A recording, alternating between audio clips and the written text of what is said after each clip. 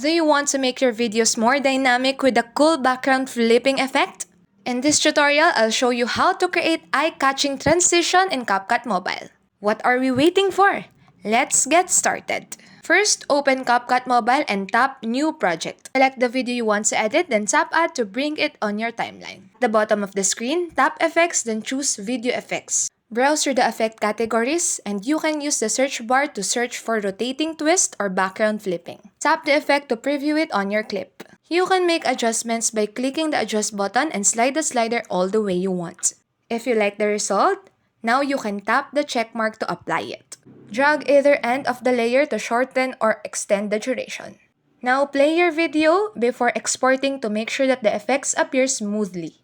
And that's how you add background flipping effect in CapCut Mobile. Keep editing, keep creating, and thanks for watching. Don't forget to like, share, and subscribe. God bless you.